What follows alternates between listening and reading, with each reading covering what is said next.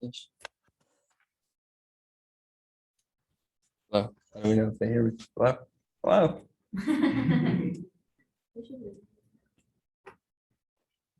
I can hear you now. Oh, perfect. Perfect. That's probably been entertaining just watching me sit here and talk. Yeah. It was like you're just kind of kicked back on the edge. It was very, I mean, there was so much information. I'm kind of out of breath. I don't know. I wish, did anyone take notes? No. So, long story short, 3 clients, well, 2 people who want to sell, one who's not quite on board yet.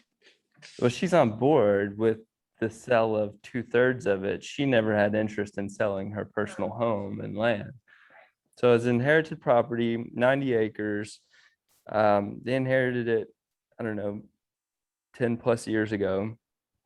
3 sisters essentially taking 30 acres apiece in their mind, not on paper. And one sister built a home right at the end of the current easement because the 90 acres is landlocked. The county restricts division of land without at least 150 foot of road frontage attached to the newly divided parcel. And this has 0 foot of road frontage. So essentially the 2 sisters that are wanting to sell can't sell except to a neighbor that has at least 150 foot of road frontage, or to the sister. If the sister that doesn't want to sell, if she was wanting to buy them out, obviously she could do that, or they would have to sell the entire thing, including the sister's house.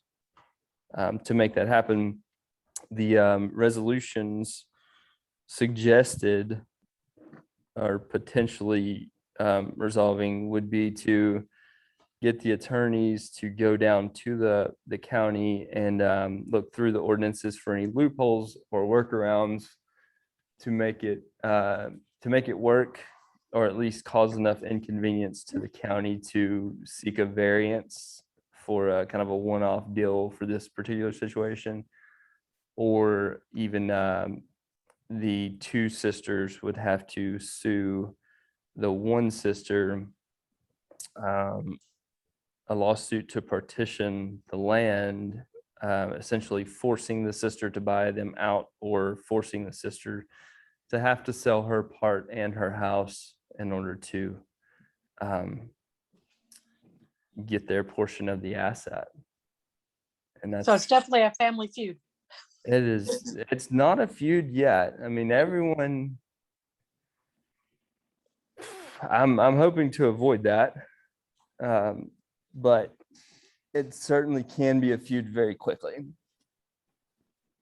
So the 3rd sister doesn't know that option yet, and I'm trying to prevent her from thinking that's a route that would ever get taken, because I don't think it would make for very pleasant showings, Right.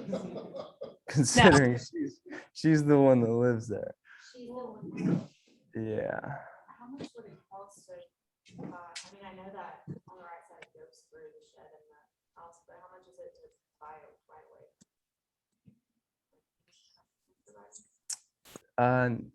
So I think the only way to do that would be to give that land to the county. It has to be a public access for it to become a right of way that the county would recognize for utilities.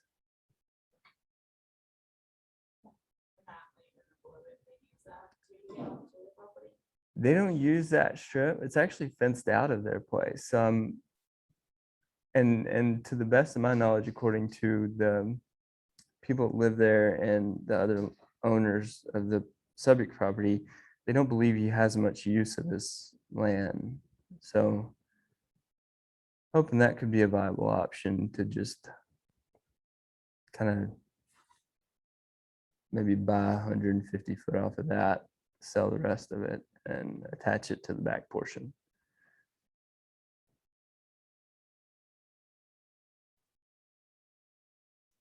It's exciting stuff. This is what we do. We just sell houses, right? Just open doors. Always learning. It's all us agents are good for. What about y'all? What's exciting? Anything new going on? No? Well, I think when it comes to land, what are some of the first things you would recommend we do when we have a land opportunity? Like my first thing in my head is I'm gonna call Clayton. Bingo. Bingo. But what are the right questions? Like I cold called somebody who owns land, and he actually was willing to meet with me, and I was actually super nervous and intimidated.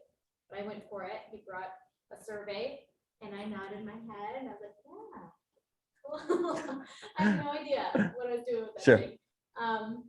And I just didn't feel confident enough to reach back out. I didn't feel competent enough, honestly. To reach Sure, back sure.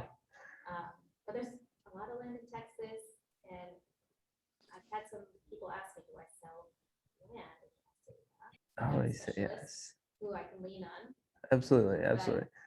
I mean, even dealing with agents, one of the first things I ask is how much land are we talking about? And I've had people all the way from like, oh, it's like a whole half an acre to like they're wanting to buy 5,000 acres, so like it's, again, words can mean different things to different people.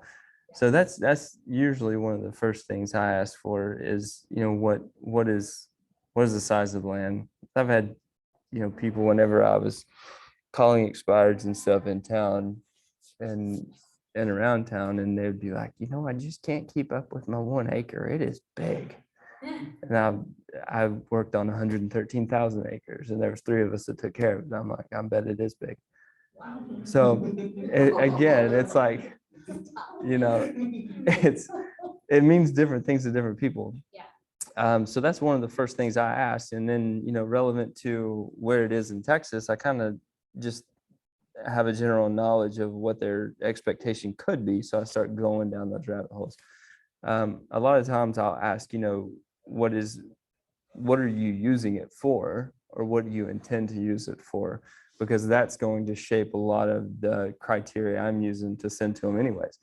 If it's, if it's just a fun place to get away to, then, and they're like, wanting to save a lot of money and just get a great deal on a lot of land, then they might not be too concerned with it being floodplain. Like if it's somewhere they don't ever want to really live. I know people like that are like, oh, well, we'll always live in Dallas, but we'd love to have, 100 acres that we can just escape to. Cool. There's some relatively dirt cheap land. No pun intended. Exactly. That, that someone could get to. What? I'm here. Of course I'm here. If it's on the calendar, it exists. It's the scarcity. There's an abundance of Hunter. So that's, again, like going back to the value that someone sees in the land or the uses that someone sees in the land, and kind of what direction. Like there's just so much diversity in just North Texas as far as the types of land and I mean literally the type of dirt that people want to live on, from sand to clay, rocks, tree heights. I mean, you name it. I see that word a lot. A sandy loam. So it's like a sandy loam has, imagine a beach and then a little bit of mud in it. So it's like a velvety texture. It's not like a sand that's just going to like run through your hand. It's got a bit of clay in it. Sandy loam is ideal for almost any situation. A clay loam is going to be a bit more sticky. And if you see just like black land or like Houston black is actually a classification of soil. It's the kind that like sticks to you and you wipe it off and then it just stuck to whatever you wiped and then you can't get it to go anywhere. Like that's black clay and people are just like totally against it, but they're building like 100 houses a month out in Forney on it all day. So it's inevitable that someone's going to buy it. It's just not the most desirable. How do you price acreage in the country? Because they hear your realtor like, hey, I inherited a piece of property. What's it going for? It's, I mean, I'm between being new and intimidated, I don't even know, and I've gone to MLS. and you it's the see same thing. everything. Yeah, it's like, yeah, that question is just like, how big is the sky? I mean, it is one of those things that until you look at it specifically, it's even regionally. I mean, you look at a county and someone's like, how much is land in Kaufman County? I mean, are you far east? Are you far west, north, south? Like, what's it near? There's some very expensive, pathways through Kaufman County that if you're close to one of those major thoroughfares, price might be 3 times, 4 times, 5 times more than if you're just a quarter mile away from it. So again, I would just say, give me the address. I'll look it up, or where's it at? And because a lot of times if you're just dealing with land, they're like, it doesn't have an address. You're like, okay, what's the name under? Like, what's the ownership name? Then you have to go to the CAD, find it, and work your way backwards. But it can be super, super specific to the features of the land. And a lot of times I'll tell people that too. I'm like, I'll give you a rough estimate, but until I step foot on it, I mean, I've been surprised stuff I see on the aerial, and I get there and I'm like, holy cow, I thought this place was trash and it's beautiful.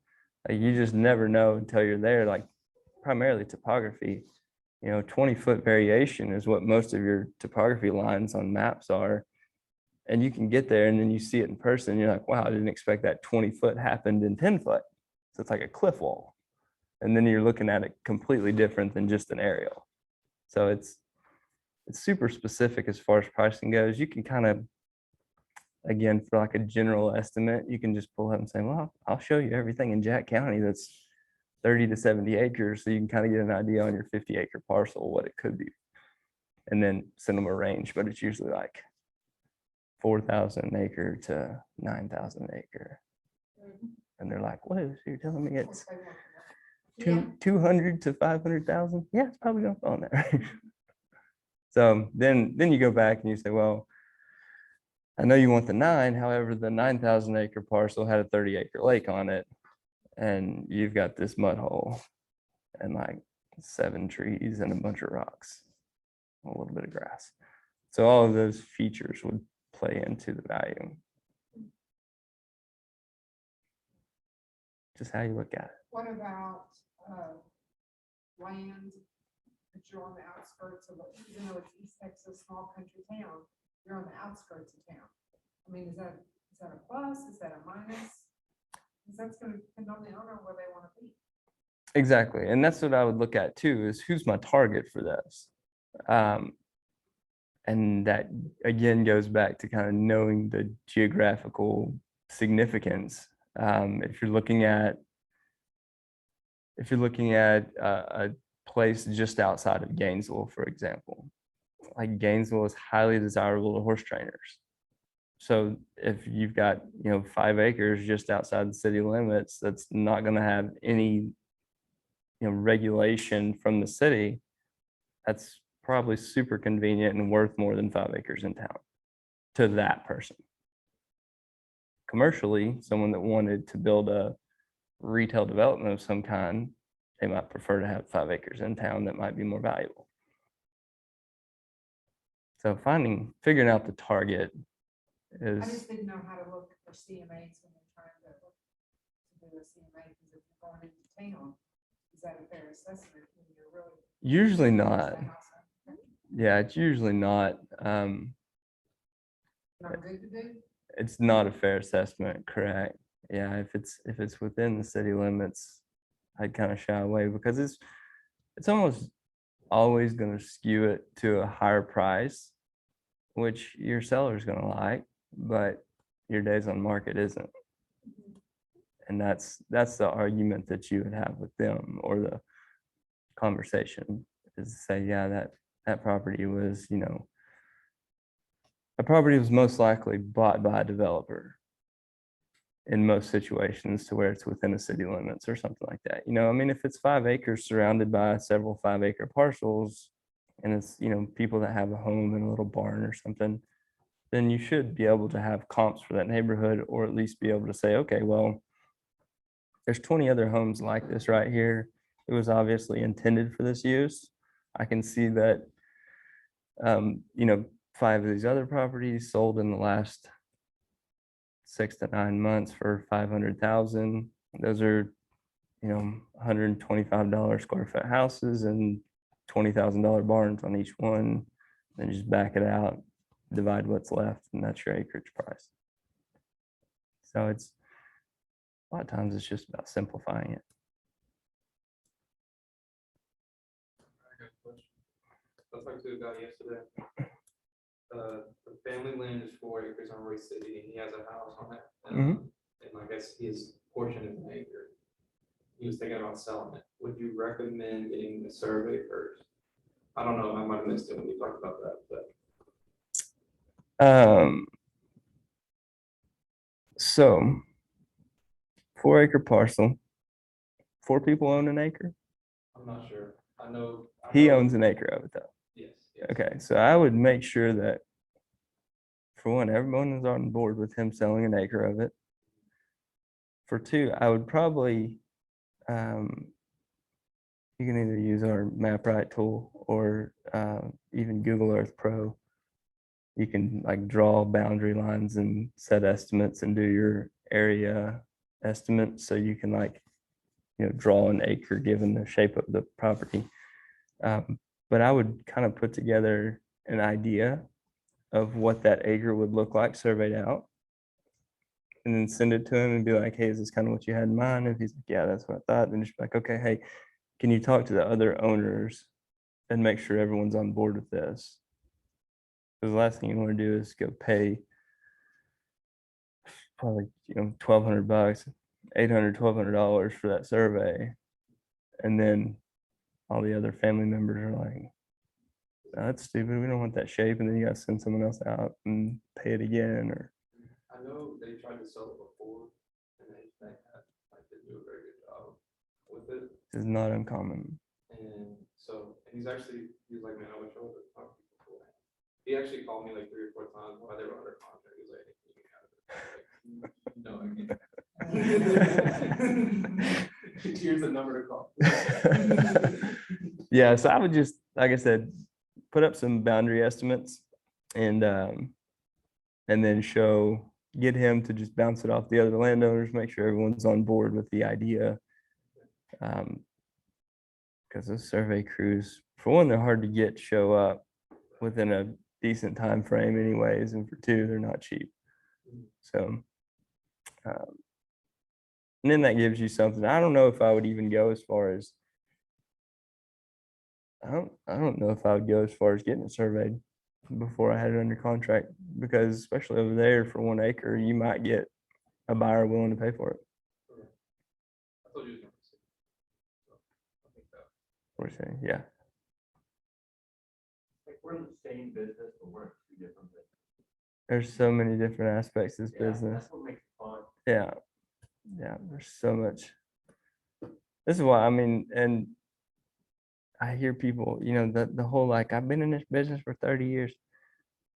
I hear that from, especially doing like the farm and ranch stuff. I think I hear it more than the city agents, but I still look them up whenever they tell me that. And I'm like, y'all did like 6 transactions last year.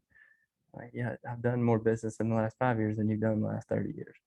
So it's one of those things that even I still find myself asking questions, and I'm like, I should know this.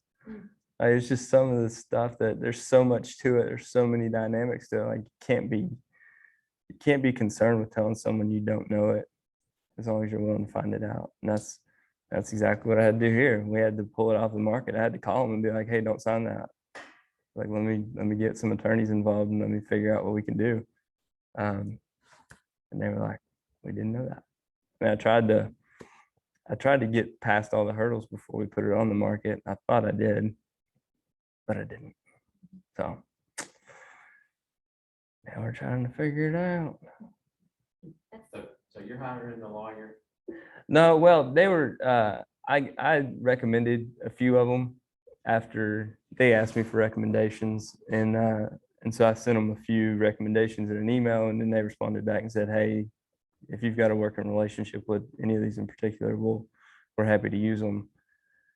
And so I set up an introduction email to the attorney, and the attorney said, hey, we'll hop on a phone call with Clayton, get briefed on it, come up with some potential solutions before we charge anybody to go through it. So again, building your network is key to especially these types of situations. But that's what this morning I spent 20 or 30 minutes on the phone with the attorney that would be assigned to it. And she was just telling me, the ins and outs of possibilities before getting the client or the sellers on the phone to charge them. I mean, she was like, if they want to move forward, of course I've got to, can't work for free. I hear you. I currently am. Yeah. So My favorite was the text that you sent. It was like, hey, we list my house, we love paperwork and put it on MLS, but I'm not paying for it. And I was like, Wow. somebody actually asked me that. Yeah.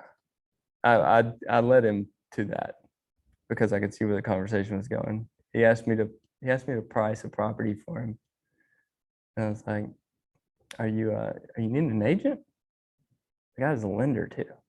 I've never used him. He was just a random ad on Facebook. He added me. He's like, hey man, I see you do a bunch of land sales. I got an opportunity to buy some land. I want to see if you could tell me what it was worth. I was like, yeah, man, happy to do that. It's like, plan on buying this for yourself? Like, yeah. It's like, not working with an agent? No, I don't intend to use an agent to buy it. Like, oh, okay. And he's like, but I think I can turn around and flip it for like 10 grand more than what I can buy it for. I was like, oh, okay, you plan on using an agent to sell it? No, I wouldn't use an agent to buy it or sell it. I was like, okay, so you want me to do what I do full time as a primary source of income for my family, for you at no cost, who I have no clue who you are. Is that what you said? And he was like, well, That is so good. he was like, well, no, man, I'll use you to sell it. And I was like, no, I'm done here, man. Like, you got time for that? Create boundaries, right? Yeah. Assert yourself. Yeah, you got time for that? Like, I'd rather watch my 2-year-old try to talk. I got other stuff to do. I got other stuff to do. So, Man, that's great. yeah, that's the real life of a realtor. Mhm. All of it. I don't feel that shit on Bravo. No. Wheeling and dealing, it's always negotiating. 3 houses. There's just 3 houses for everyone. Little secret. We've had one part on there, it was already sold. I'm like, yeah, but it fits the criteria of what we're looking for, so we're gonna have to walk through it. Good TV. Oh, the I don't- TV. But the Bachelor in Paradise, no, that shit is 100%. You can't tell me either. Too fun. So yeah, I mean, as far as land goes, it's still a high commodity. I was kind of this whole Grandview land deal, if I'm being completely honest, I was not a great agent about it. I dragged my feet. I did not want to be part of it. I didn't see this coming, but just for the simple fact that it looked like a bit more of a challenge than I wanted to take on right now. And then the unfortunate thing is that I did get a very good offer really quick, and now I can't sell it. But yeah, I kind of thought it would be difficult, being the situation that the easement was literally going to have to pass right between this house and their workshop to access the land. And I included like that drawing on the MLS to show like, here's my estimated access point. These are my estimated boundaries. Survey's negotiable. Like, we didn't do a survey. Yeah. Opened up a whole new can of worms. But I'm gonna learn something. I'll have an update for you next month. I hear stories like that, and I'm so grateful that when my dad was still alive, my brother brought the family property so that it didn't have to be divided, and then ultimately we all got our cash portion. But those are the kind of things with family inheritances that. Yeah, that's and that's- my grandparents. They sold the farm and I don't know, they kind of irritated me with that one. So they sold the farm, which they agreed to do that because no one was using it. And it was surrounded by like 30 neighbors. And all those people used it. So we never went out there because just the number of trespassers was ridiculous. And I mean, to the point like people riding four-wheelers in the middle of the night across it, and we're like, hey, this is kind of a liability. We'll just sell it. And then they're going to take it and buy another piece in West Texas that we would actually use. So got it sold, 1031 exchange, went out shopping, and then they ended up not buying anything. I was like, that's terrible. It's terrible. Pay taxes on it and everything. But I guess one less asset to resolve later on. But what other questions? Anything exciting? No? Go ahead. I was like, last time I sat down, like 3 months ago, I said the last one, you give us kind of an update on how quick the land sold compared to previously. Are you seeing plateauing at all, or is it still, or is it quick on land sale? It's man, I think it's just the same. I wouldn't say it's quicker. I think it's just the same. I haven't been personally as submerged in it. I've had a couple of bigger horse properties that are more local to Dallas that I've been spending my time on, and I haven't been in the acreage as much here in the most recent past to really fill that. But from what I've seen, just the lack of inventory, because I do have tons of buyers still shopping for that I do like one-off searches for, just to make sure I'm not missing anything, and there's just no inventory. So I would still imagine if you put up the right piece of property, price it well, up to probably 300 or 400 acres, it's going to go pretty quick. Luckily I'm at a spot in my business to where like I'm comfortable doing 2 to 3 deals at a time, get them done, and then seek out more. Because usually I have people reaching out before I can even get those done to kind of line up my next projects. But it's easy to get burnt out if you do it too long. 7 years at it, which is like not a full-on retirement age yet. Feel like it sometimes, but luckily it's to the point now that I can just focus on like pursuing bigger projects.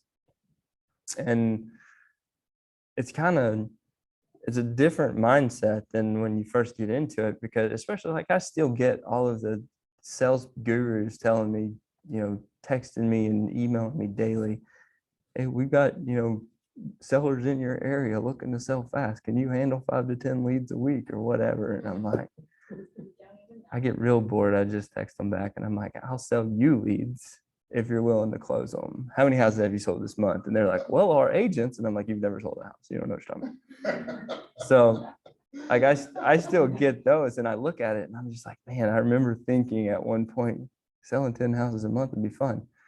That sounds terrible. Like I've closed 9 of my personal deals in a month, and all I could do was like cry and breathe, and breathing was hard at times. But that is a lot of stress. To get to the point of some sort of consistency with 2 or 3 deals a month is ideal. Obviously, you got to front load that. You got to get to the point to where you're going to have some months that are like 5, 6 deals, and then the next month you might go with nothing, and then you're like, well, there was nothing there. Then you're like 2, and then you're like 7, and then you build up to where you have that database or referral business that you can kind of expect the 2 or 3, and you're like, you know what, that's pretty good life. And then you can figure out how to make that most efficient. And once you figure out efficiency, you create more time, and then you can figure out what you want to do with that. So last couple of years, that has been going back to my kids. Turns out those little guys are kind of fun. Or guys and girl. Have you always been farm and ranch? Um, Did you start out in residential? I started out not knowing what I was doing. I was a roughneck in the oil fields when I got in, or just before getting into real estate. And I went to school with no intention of doing this at all. I thought, well, I'll get a license and I'll just figure out a way to flip a couple houses and figure out where it goes from there. And got into real estate, ended up at this office, and I got into, because I'm not from here, I'm not from Dallas, so I knew nobody here. And so I did go into residential stuff immediately as far as like open houses and calling expireds. And then I did some advertising for a friend that actually listed their house with someone else that was a farm and ranch. It was a trailer house on like 13 acres in my, just outside of my hometown, Corsicana. And I advertised that online. I was kind of just like thinking like, okay, who would this like be targeted at, just to get some attention. And I had like 30 messages after the first day. And I was like, well, that's weird. I think I did something wrong, because no one ever has anybody respond apparently. And so I just kept doing that, and people kept responding. And then those people ended up turning into actual clients. And I was like, well, this is kind of cool. It's a little too easy. I mean, it was the consistency aspect that eventually got it. The first 6 months, I think I made $3,500. In the second 6 months of my first year, I made like 90,000. So it eventually stuck. And that was kind of the first hockey stick of progress, if you will. And there's been a lot of them since then. There's been a lot of down and then up higher and then a little bit of lateral.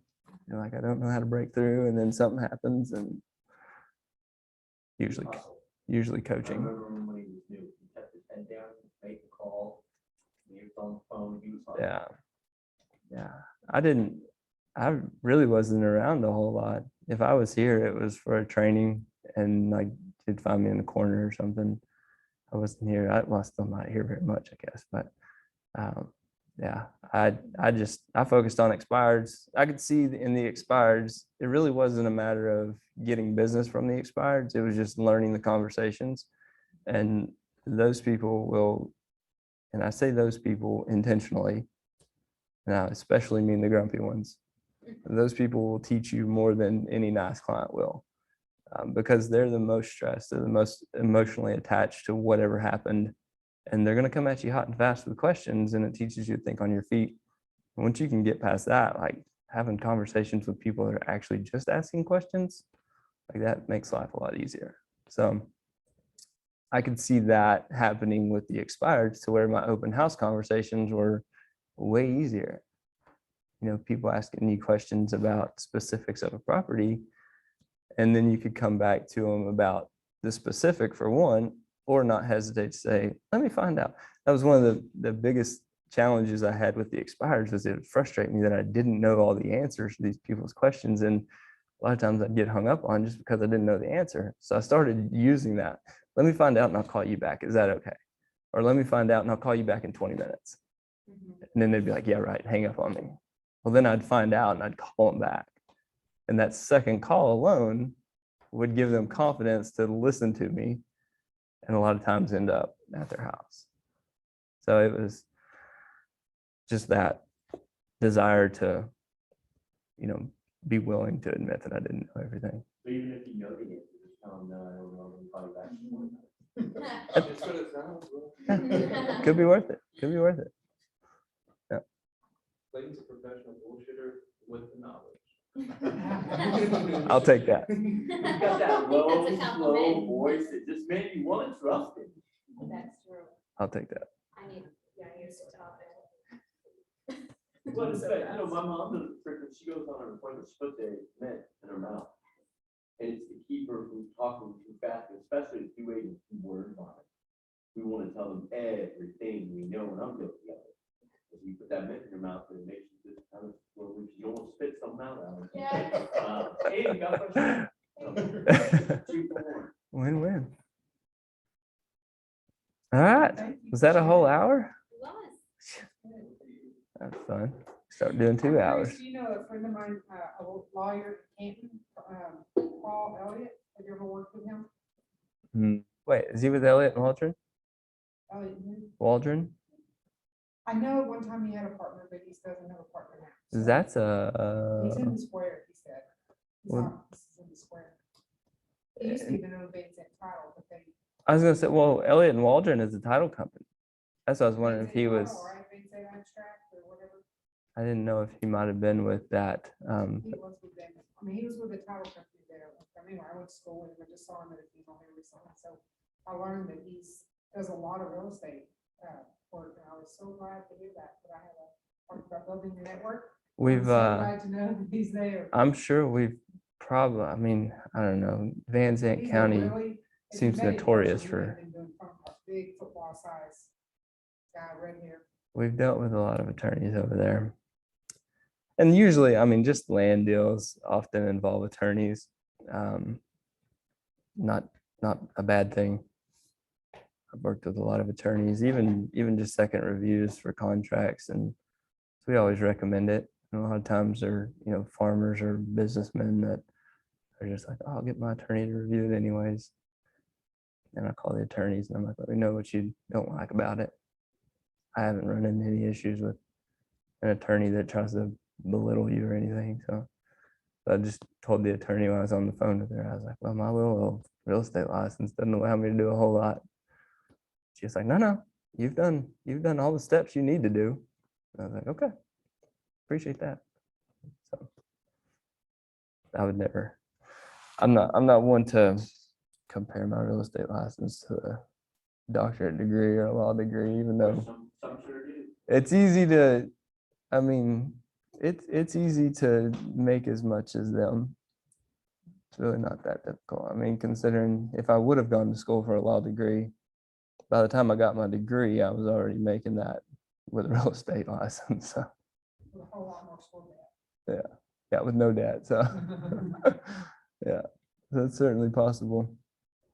But I don't know, their level of education is certainly beyond mine. So I wonder if that is the same Elliot though. Probably is. He's a good guy. Now it's ready for the spotlight. Oh, yeah. Got group coaching? What? Group coaching? Yeah. Basics, social media, Oh. just nice. basics, very humble. I got the whole studio set up.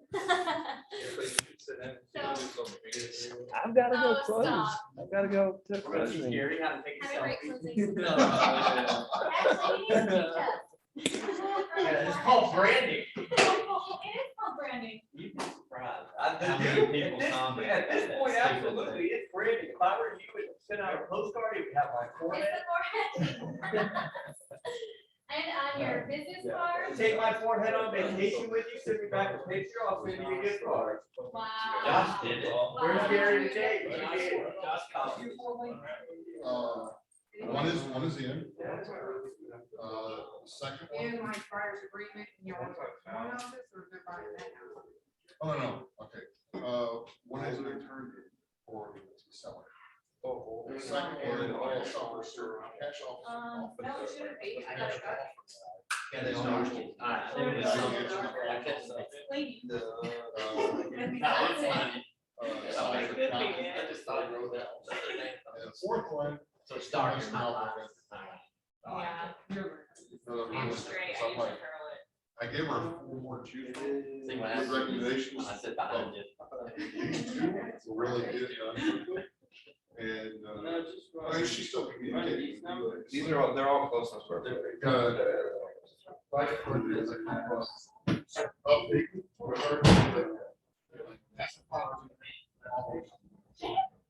Hi. Hi. Did she tell the story?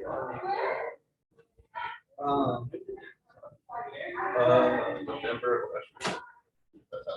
Yeah, that is.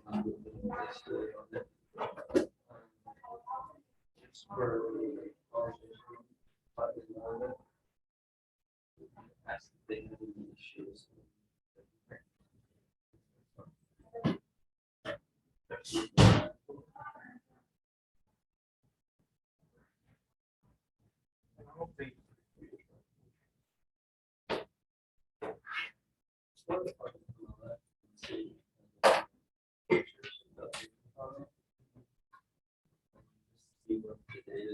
It's just that's pretty good.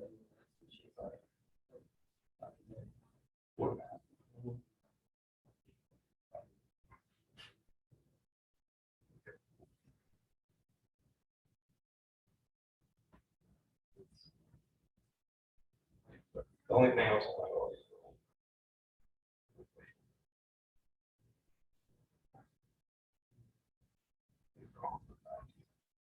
This one was pretty close to it, but it had a way bigger lot.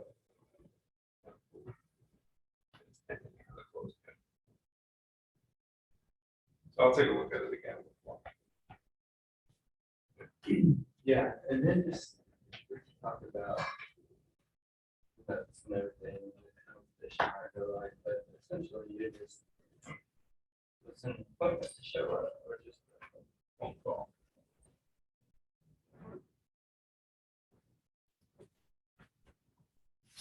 Yeah, ideally what you would find is some information that looks questionable. And maybe even a picture. I'm curious. Of that, and like, what do you think? And they're like, oh, well. Right. Probably should have been, and we probably should have went ahead and mailed flyers to the entire community. Yeah, definitely. Is that it? I think that's maybe 3-3 is what she was looking for. She wants at least to go. Mhm.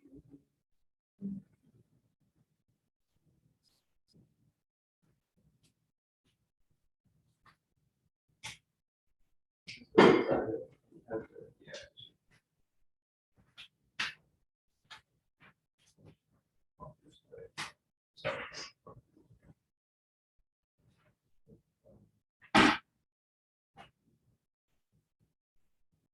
So because we have to get a state.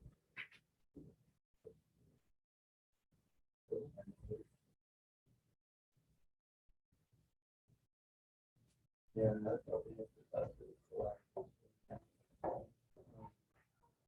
I think it was fairly priced. She got it.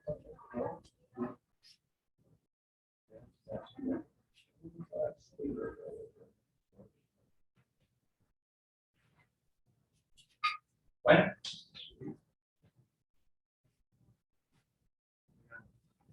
I know where it's at, because they gotta go to Atlas, tuck in, change, and go to.